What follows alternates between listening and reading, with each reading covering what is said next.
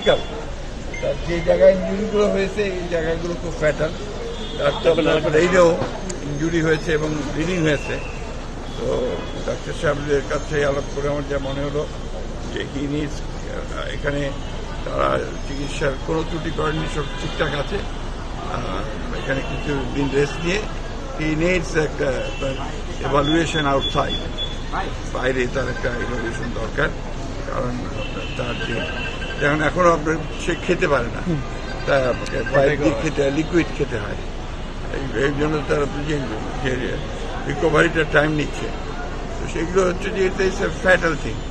আমার কাছে যেটা সবচেয়ে খারাপ লেগেছে যে যারাই আঘাত করুক, আঘাতটা করেছিল কিন্তু তাকে হত্যার উদ্দেশ্যে, এটা খুব পরিষ্কার, কারণ ফ্যাটাল একদম। তো আমি জানি না যে এত কিছুর পরে, এই সমস্ত অভ্যুত্থানের পরেও এখনো যে ল এনফোর্সিং এজেন্সিস আমাদের নেতাদের উপরে এভাবে আক্রমণ করে, সাধারণ মানুষকে তারা কি করেছে চিন্তা করে। এবং এটা আমি কোনো মতেই মেনে নিতে পারি না। আমি মনে করি যে এটা অতি দ্রুত যে বিচার বিভাগের তদন্ত দিয়েছেন চিফ অ্যাডভাইজার, সেটা শেষ করে তার ব্যবস্থা নেওয়া উচিত। আর নুরুর যেন আপনার বাইরে চিকিৎসার ব্যবস্থা করা হয় সরকারের প্রতি, আমি ইভালুয়েশন জন্য আমি সরকারের প্রতি আহ্বান জানাবো। Thank you sir.